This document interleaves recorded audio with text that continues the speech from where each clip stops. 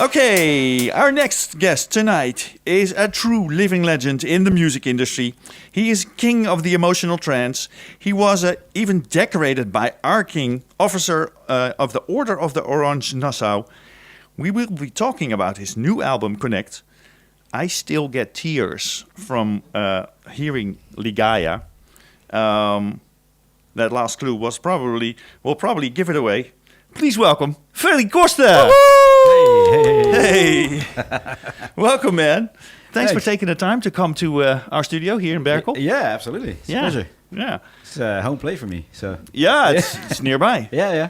I think your last album was As Above, So Below in 2020? Exactly. That was an album coming out. Artist album, yeah. Coming out of my studio, let's say. That was under the Fair moniker. Yeah. Which is more like a passion project that I do.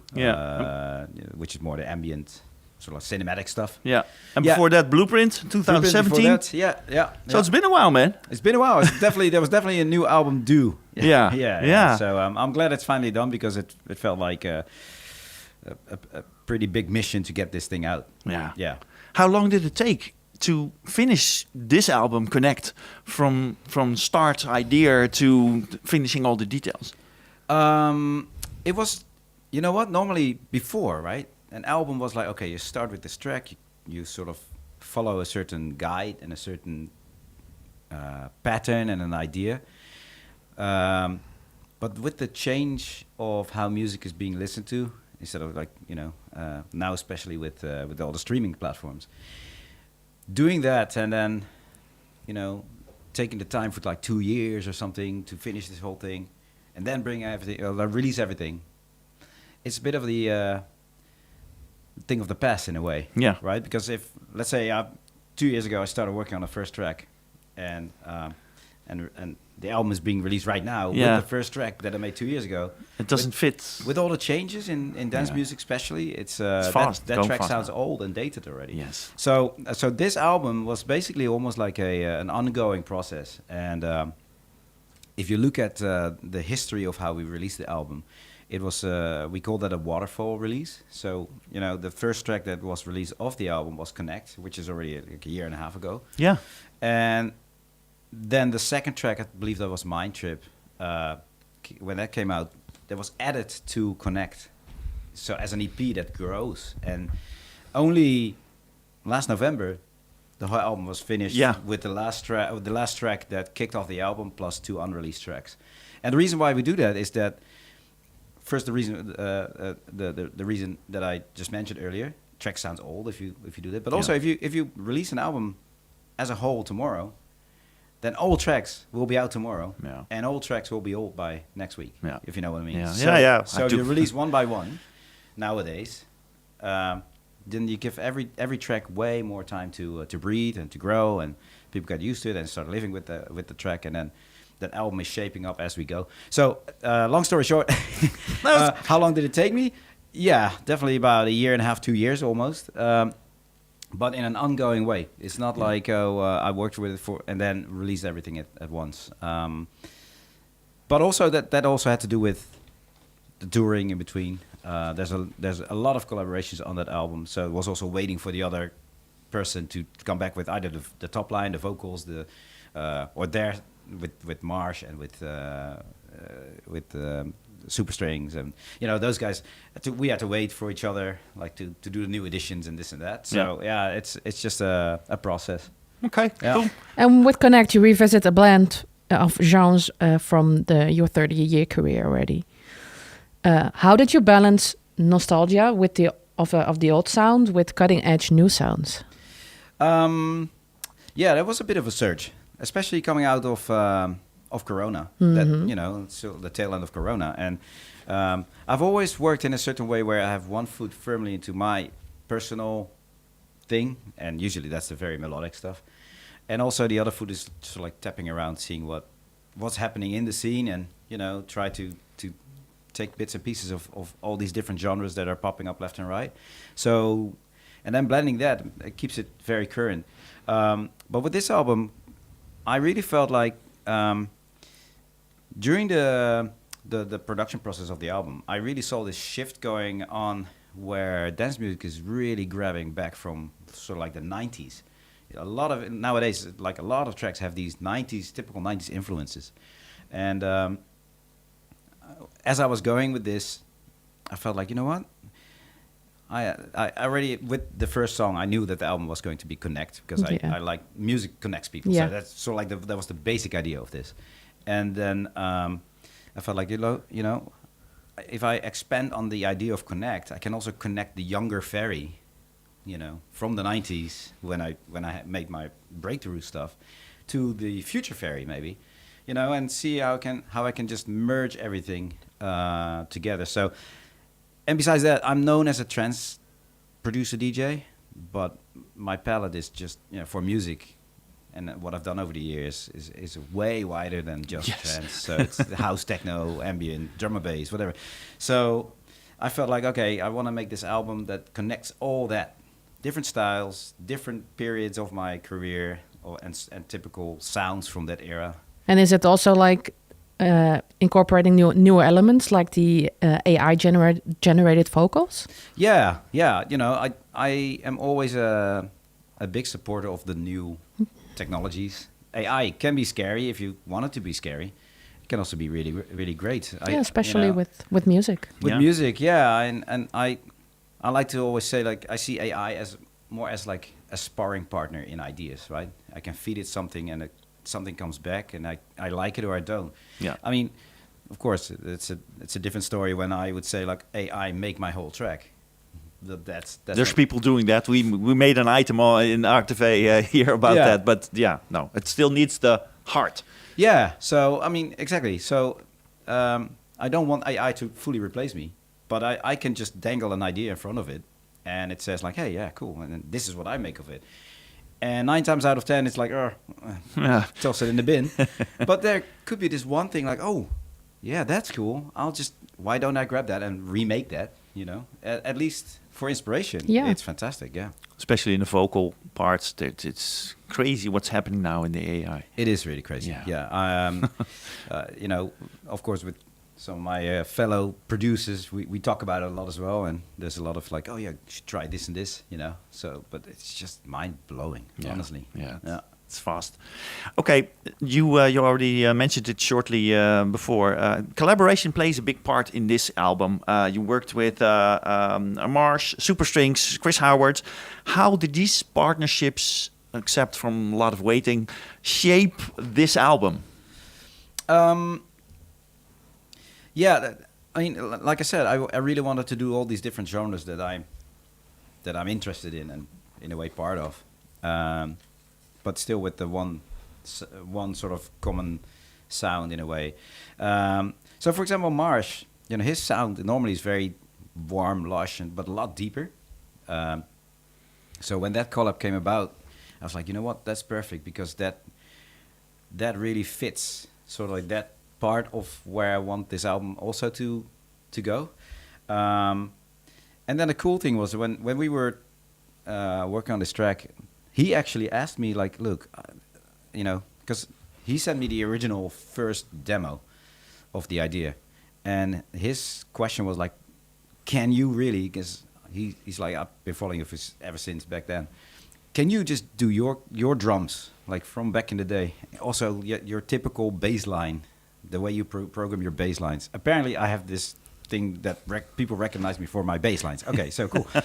Can you do that? You know, like that would be fantastic. So again, so that checked another box of it being, you know, true partnership. But also it taps like the other genre. It taps that sort of time bubble. Yeah. Of where I wanted to go. You know, and so on. And we just had a conversation about the collab with SUPERSTRINGS. Right. That takes me back to the good old days. And 90s, actually, just to get a little trip down memory lane, my very first trance party was Full On Ferry Masquerade in 2008. Oh, nice! And it really takes me back to that moment. Yeah. So it, you know, especially with the rise of those guys, you know, them playing a lot of the big classics in their original form. I was like, you know what, we should do a collab together. and then we can really bring it back to Yeah. to then. But it's produced with today's technology, so it sounds in a way like that, but it's much tighter, much punchier. Yeah. So yeah, that's pretty much how what these different collabs did to the album. Yeah. Yeah. Cool. So Han is a huge fan of strong emotional music. All right, yeah. Can you share how your tracks like Back to Life and Where Mountains Grow reflect personal or on universal stories? Yeah, I mean, look, I'm not a text writer, lyrics writer. Those guys are great.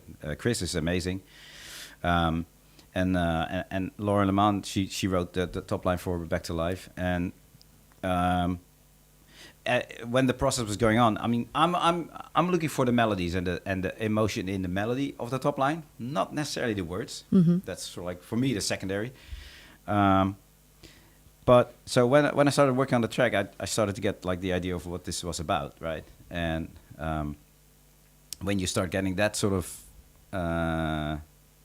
information or sentiment, I guess, that also reflects on how you're gonna go about the rest of the production for the track. And I mean, I'm always a big fan of the more melancholic type of touch. I think it makes, how can I say it? Good analysis is like if you have like a happy lyrics, yeah, and you put like a really happy sounding track, you're borderline cheesy, right? Yeah. You know what I mean? Yeah. Yeah. But if you have super happy lyrics, but you put like a more melancholic touch to it, a sadness, all of a sudden this whole song is being pulled into a more serious thing. And the other way around, you can have like, I guess, really dark vocals, and you make a very happy track. The dark vocals are still a little happy all of a sudden, So it's a little cheesy all of a sudden. It gives it an extra layer. Yeah. I think that some of that sadness gives it a bit more of a seriousness, Cool. A bit more of a grown-up touch. Yeah. So especially with lyrics that have a bit of a meaning to it, I think that touch really works. Yeah. Okay, cool. Again, you touched on this also already, but I'm still asking it. The title track of the album is Connect, of course. Yeah. What message do you want to, or are you hoping to get across? One you said already, music connects. Is there a deeper layer to that? Well, yeah, I don't really go. It's not really super philosophical or something, but it's just like, we all as human beings, we all want to be sort of like part of something, right? We want to be part of a group. Yeah. Yeah, of a group. We're together. We have more fun together. Most people do. Yeah. And so I, like I said, that was already the basic idea of Connect. Music connects people. You can put people from different backgrounds and languages and whatever together, and you let them listen to instrumental music, and it all happens. You know, there's a vibe. And but also, like I said, I wanted to go broader with that. So just looking more inward, looking more at myself, like how do I connect me back then with the future and now? And all these different genres. How can different genres be connected by certain elements? And again, we were talking when you were getting the coffee. Thank you very much, by the way. How, for example, techno is now. Yeah, where is real techno? It's almost trance. Endless discussion. Yeah, exactly. What is it? Trance? Is it techno? Is it? And so the techno guys don't want to call it trance. Yeah, exactly. So, but the bottom line is it's trance with a harder kick. Yeah. And so what is connecting that right now? It's that maybe a nostalgia, because very very often you hear these sort of like. Again, 90s influences of the 90s trends in techno. Yeah. And I also know that, because I know quite a bit of those guys, I know that all of them were big trance heads back in the day, where they were much younger before they were starting making music. Yeah. They all told me themselves. So it's like, they're all fans of like the old trance, the old stuff. And not so much the trance of today, but it's that, that 99, 2004, 5 era that inspired them to start making music. Yeah. And you really start hearing or you really hear a lot of that in their music now. It's what influenced them back in the day. Yeah, definitely. Yeah. You are in the trance scene from the start, and you've witnessed the evolution of electronic music from its early days. So how do you see your role in shaping and preserving its essence, particularly with Connect? How do I see my role? I don't know. I've never really thought about that so much. Like, oh, my role in this world is this. You know, it's just something that happened when I started making music, and I started surfacing, and people started following me, and some of the success came. What I do notice, and people told me over time, is that sort of like the blending of genres, right? I mean, I had a breakthrough with trance, but right after that, I started sort of experimenting with like electro that was coming up, electro house, and some of the elements there, and then that brought like the album LEF to the world, where it's trance, but it's a lot more raw, you know, and so on. So these sort of like that exploring, I guess that's been also I guess an inspiration for some of the producers out there today. Definitely. Yeah. So it's not a conscious thing. I'm gonna explore to be an inspiration. It's just something that happened, and looking back at it, it's like, hey, great that happened. You know, it's awesome. You can also hear it on the album, if you ask me. The different influences from all the subgenres that there is. Yeah, maybe I'm a bit biased, but I always call you like the prince in the trance world. You know your stuff. You know what you're bringing to the table, and you know it's pure. I don't know. You're a legend to me, but also the music you put out, it's always on point. But it's going all these different genres. You always. I guess that makes you very inspirational producer. Yeah, it's also something personal, right? I mean, when I'm in the studio and I keep doing the same thing, I get bored at some point. Yeah. So I want to, and like I said, my taste for dance music is very wide. It's not like, oh, I only like this. So, and I'm just curious. I'm just a little kid in a candy store who wants to know what this candy tastes like, you know? Yeah. So I start shopping at the techno department. And then I start shopping at the, I don't know, drum and bass department, and, you know, and see what that's all like, and what are those the things in... I mean, I already... Just go back quickly. Very, very early on, when I also started making gabber, you know? It's not that I like gabber. I hated it. Sorry for the fans. Personal. But I still wanted to know what it was like. What do people like about this? What is that element? You know, so I started doing that, and then when I started showing up at the labels with my so-called produced gabber stuff, they all said like, yeah, it's gabber or it's hardcore, but it's way too melodic, you know. So it was trance again. yeah, exactly. Yeah. But again, you know, it's that interest in what is it, what makes something, what make people like something about that. Yeah. So and I had that with everything. You know, when in 2010, 11, 12, when Big Room came up, you know, I wanted to know what was it, what people liked about Big Room. And at first I liked it because it had these sort of tune kick drums that you could, in trance, you could actually make your bass melodies with that kick, right? Yeah. You could do crazy stuff. And then soon after that, it became put your fucking hands up. Like, okay, that's where that's a step too far. That's the limit. That's the limit. That's where I leave this department. I dropped the line. Yeah, you know. But so, and it's just cool to keep that open mind, because you can feed yourself with a lot of bits and pieces to work with. Yeah, but it's the same. Like if you listen to the album, you have like Wish. It's like the old school hard dance beat, which is in there. Yeah, and then you have like this track with reggae, the kind of reggae voice that's in there, and I'm like, yes, man. That's yeah, something totally different. I like that. Yeah, it's so cool. Yeah, I came across the vocal, and I was working on the track already, and I came across this vocal. I was like, oh no, this won't fit, and because it won't fit, it fit, you know. So sometimes do the opposite thing of what you think, you know. So that sometimes it don't instantly say no and dismiss it. Just try it and see how this works. Yeah. Does the What the F tour, where you go back through your whole genre, all these 30 years, does that help you in the creative process also? Yeah, actually it did. What the F itself, but also my Gorilla shows, for example. What really helped me with that is for the show.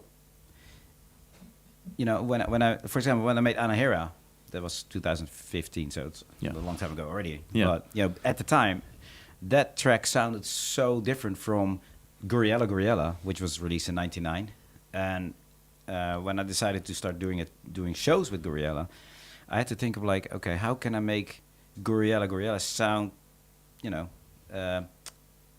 sound well next to Anahera, without it being dated. So I basically for that show I reproduced all the old Gorillas, make it sound exactly like the old Gorillas, but because of the technology again, it's more tight, and it could stand next to an Anahera that was produced 15 years later. But during that process, I really had a good look of what young Ferry at the time did in the studio, and how simple my productions were, and that simplicity was just seeing that process again. It's like, oh, you know what? Sometimes it's just like, less is more, definitely. But I was going to say, because you hear that nowadays more often, because there's been a time where all these productions were so complex and layer after layer. Yeah. Well, in the meantime, less is more. Yeah. The simple stuff you did, it still holds its ground. Yeah, more than all and the of course you complex did the Indie Heaven edition. You brought it out in a new version, but it still holds its ground. Yeah. During that show, I went to the show in Rotterdam in the Massilo. In the Massilo. Oh, nice. Yeah, Cool. super cool. And you hear all these tracks coming by. And I trip down memory lane. Yeah.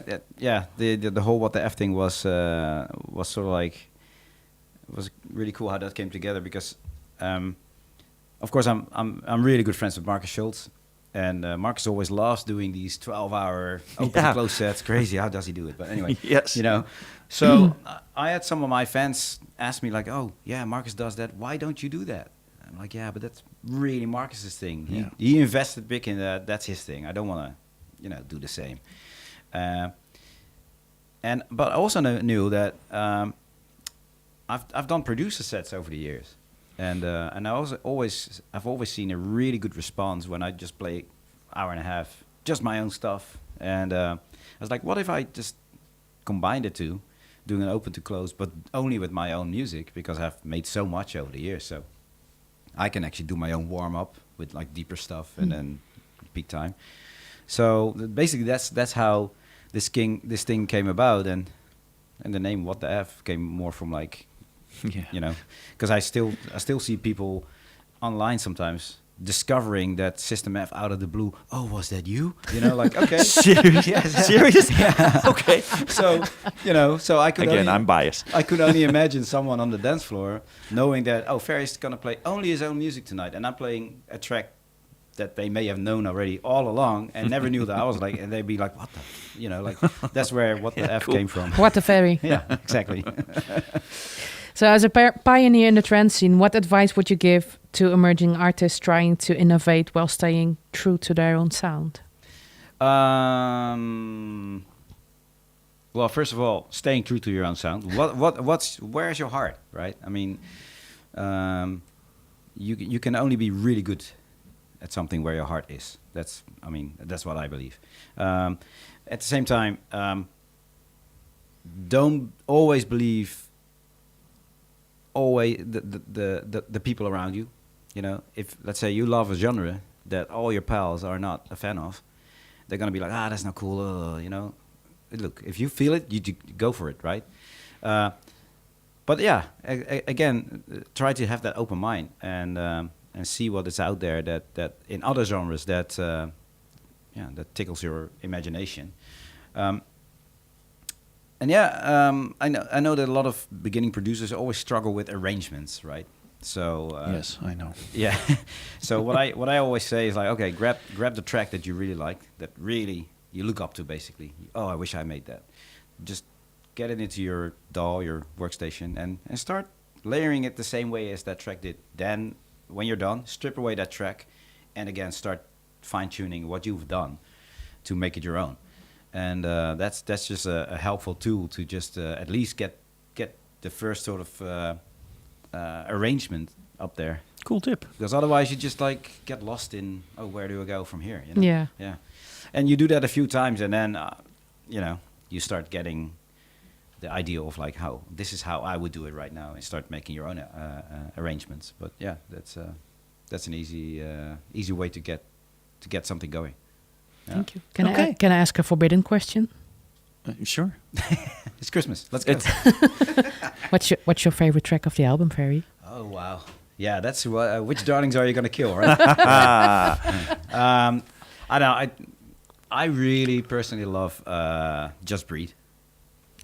That's mine. That's my favorite too. Yeah, and for the reason that it has pretty much everything in it. Yeah, and it's like a happy melody, and it's so easy to listen to. Yeah, if you ask me. Yeah, and it's 142 BPM, so it's fast, but it's it has a bit of a tech vibe to it. It has a bit of a rave vibe to it. Then the breakdown in the middle is super lush with all these breakbeats and big sort of lush pad sounds. So that brings you into a whole different sort of realm. And then back into it again with that extra synth on top that just, makes it a bit more punchy still. So yeah, I mean that's my favorite track of the album. Yeah. Same. Okay, cool. Nice. What's your favorite, Han? I'm still deciding. I like Stay Awake very much. Yeah. It's so emotional. It is also. So yeah. I've been listening to the album in the car going to the office quite a lot the last time. So I'm still undecided. I was doubting between Just Breathe and Wish. Yeah. Because I heard Wish before Just Breathe, and then I heard Just Breathe. I was like, no, it's Just Breathe. But I do also like, and we also talked about it already, the SUPERSTRINGS. It's a tough sound. That's probably a very close second, honestly. Yeah. But then again, you mentioned Stay Awake, and then when I'm listening to Mind Trip, all of a sudden, a Mind Trip. I'm like, oh, that's super cool too. Mm-hmm. So but for me, it's always almost a little hard to listen to the album and really pick one, because I've been listening to this album growing for about like 2 years. I'm done. Well, it's out there now. And now the album is out, and now I have to play all these tracks in my so many next shows. Where can we get the album? It's on all the streaming platforms out there. Yeah. So, yep. Go check it out. Well, Ferry, thank you so much again for coming to our studio. Absolutely. And we hope to see you out there again. Absolutely. Soon enough. Thank you. Thank you. And Merry Christmas, of course. And Happy New Year. And everybody else who's watching. Yeah. Thanks, man. Thanks.